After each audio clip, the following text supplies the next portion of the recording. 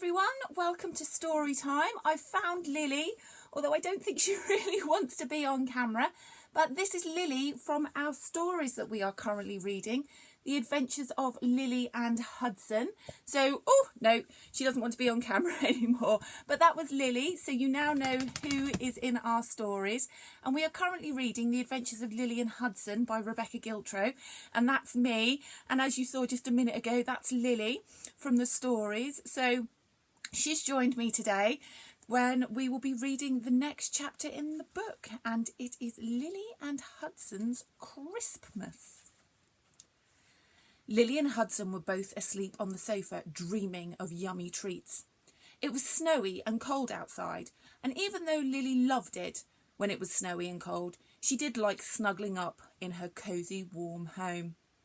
Suddenly, Lily's warmth and sleep were interrupted by a freezing cold whoosh. Surprised, Lily jumped up ready to attack.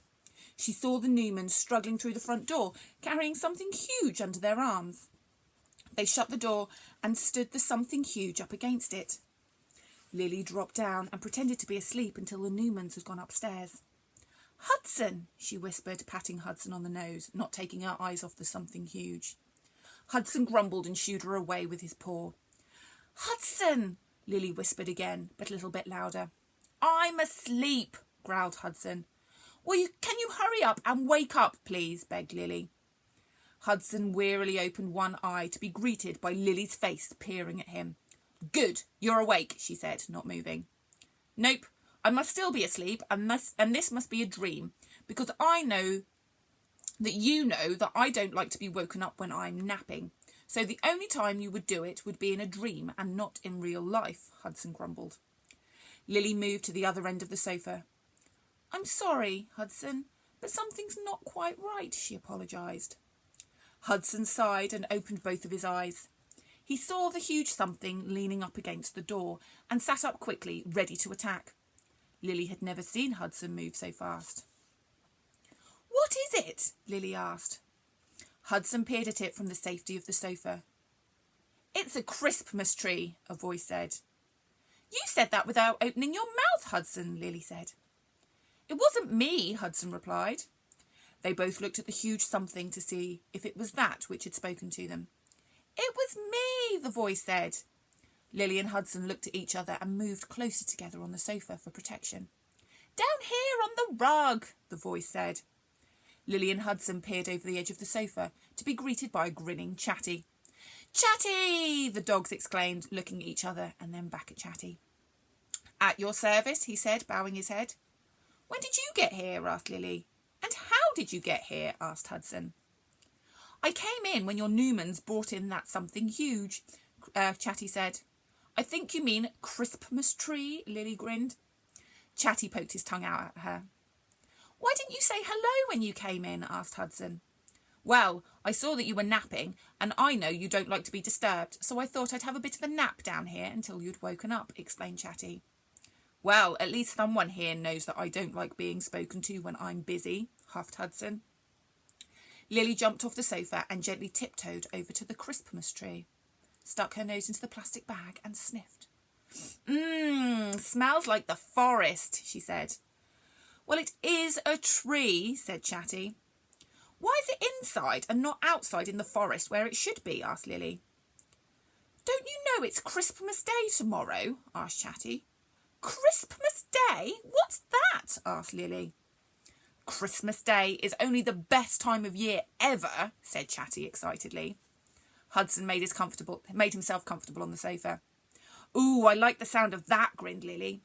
"It's amazing. The Newmans put up a Christmas tree in the house and cover it in jewellery," explained Chatty. "I don't like tree jewellery," grumbled Lily. "Remember when that bonker bit me?" Chatty chuckled to himself. "Don't worry, there are no bonkers, but there are lights and sparkles and glitters and shines and glimmers and all wonderful colourful things," he explained. Lily jumped up and grinned. "What else?" she asked. "You get to eat lots and lots of crisps," Chatty started. "Is that why they call it Christmas?" Lily asked. "Got it in one," replied Chatty. "I love crisps, especially the beef ones," said Lily, licking her lips. "And you get to sleep a lot," Chatty continued. You'd like that, wouldn't you, Hudson? Lily said, giggling. And everyone gets presents for being good all year, explained Chatty. Ha! Exclaimed Hudson. What's that for? Lily asked. Well, you won't be getting any presents, Lily. You haven't been good this year, said Hudson. Humph! I'm good all the time, sulked Lily. Of course you are, said Chatty. So where do these presents come from? Asked Lily. This is the best bit about Christmas, said Chatty. Farmer Christmas goes around the world in one night tonight and delivers all the presents to everyone. Around the world in one night? How does he do that? Asked Lily. He's magic. He can fly. Lily's eyes widened. But how does he get in? I'm not having the front door left open, letting in the cold night inside, said Lily. He comes down the chimney, said Chatty. Wow, that sounds amazing. Tell me more about Farmer Christmas, beamed Lily. Well, no one has ever seen him, but rumour has it that he's big and jolly, and he wears a red suit, and he has a bushy white beard, explained Chatty. Do the Christmas trees come from his farm then? Asked Lily. Chatty thought about it for a second and said, I guess so. That would make sense. Why hasn't anyone seen him? Asked Lily. I don't know. I guess it's because he's magic. He needs to get around the world in one night. If people saw him, they'd want to talk to him, and he'd never have time to deliver all those presents, said Chatty. If no one's seen him, how do you know he's real? Asked Lily. I bet you 1,000,000 biscuits that when you wake up in the morning there will be lots of presents under the Christmas tree for you and for your Newmans. If Farmer Christmas doesn't put them there, tell me who does, said Chatty. Lily and Hudson both tilted their heads, looked at the ceiling. Lily lolled her tongue out and hummed to herself, while Hudson's eyes darted from side to side as though he was trying to find something.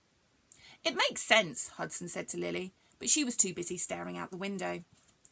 Chatty jumped up onto the windowsill and peered outside. What are you looking at, Lily? Asked Chatty. Just seeing if I can see Farmer Christmas flying through the sky with my presents, or at least in the farm across the road, said Lily. That's the thing, though, said Chatty. If you see him, you won't get any presents. That's why he comes in the middle of the night when everyone's asleep. Humph! That's not fair, sulked Lily. How about if we stayed awake but pretended to be asleep? Maybe we could see him then, suggested Hudson. Yeah, let's do that, said Lily excitedly. Their Newmans came back into the living room, so Lily, Hudson and Chatty took the opportunity to hurry upstairs and plan what they would do that evening. When the Newmans had gone to bed, the trio crept into the living room and sat beneath the decorated Christmas tree in wait. OK, does everyone know what they're doing? Chatty asked. Lily and Hudson nodded. Let's go through it one last time to be sure, said Chatty. You and Hudson will stay awake but pretend to be asleep while I nap. Then Hudson will wake me up and he'll nap. Then you'll wake Hudson up and you'll nap. And when Farmer Christmas comes, we'll all wake up and see him, said Lily. Good, said Chatty.